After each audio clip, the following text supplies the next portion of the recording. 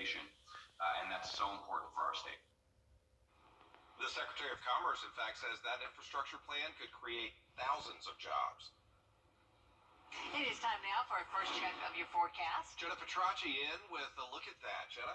Well, we're seeing picture-perfect skies over at the Amentum Center in Aiken. The sun is getting ready to set over the next 30 minutes. We enjoyed a lot of sunshine today, and that warms us up into the 70s.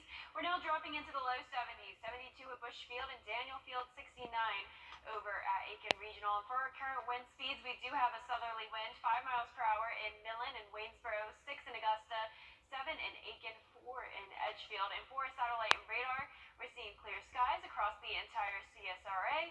Zooming out to look at the two-state view, notice not many clouds in sight and certainly no rain for any of us. We do have dry air in place that we can see on our water vapor loop, especially over the Augusta area.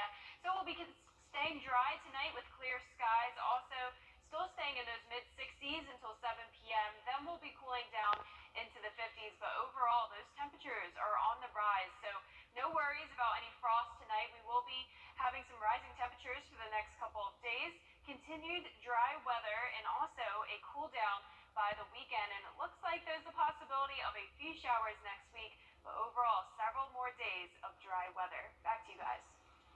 Jenna, thank you so much. A local gymnast is heading to the University of Georgia. News Channel 6's digital reporter Brandon Dawson has her story.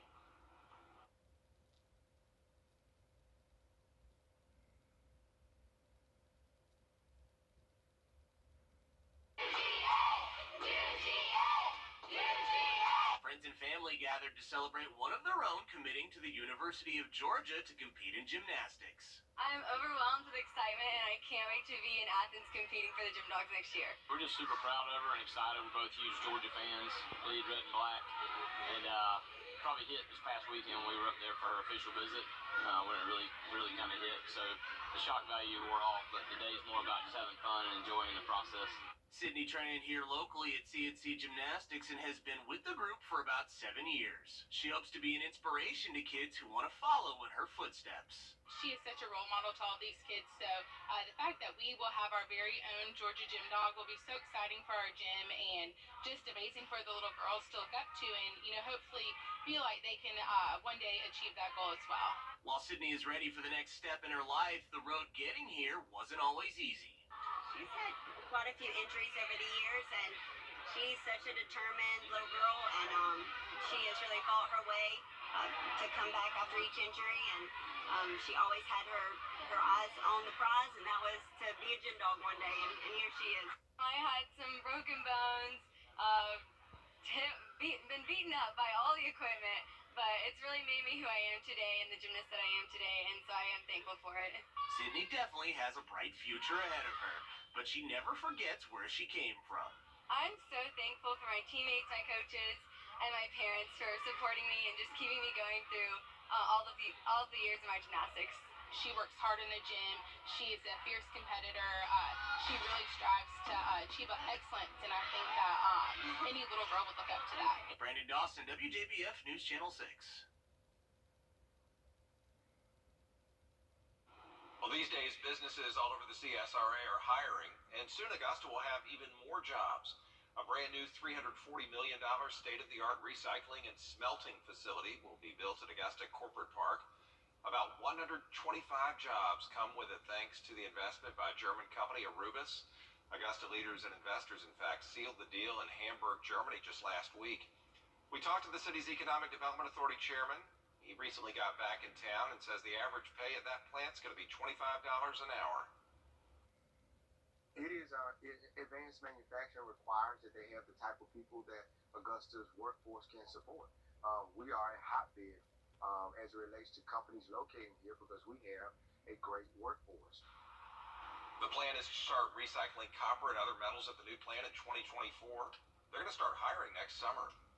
Up next, a deer made its way into a hospital for help. The wounded deer storming through a Baton Rouge hospital before it was wrangled. Stay with us to find out more details next.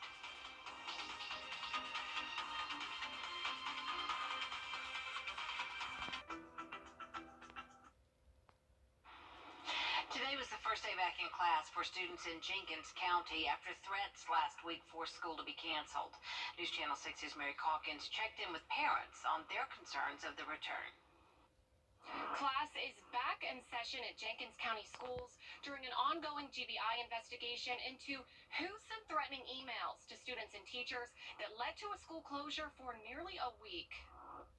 The emails demanding a $5,000 ransom or the campus would be bombed or shot up forced the school into a lockdown for the remainder of that day.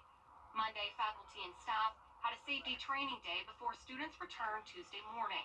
But some family members are still concerned.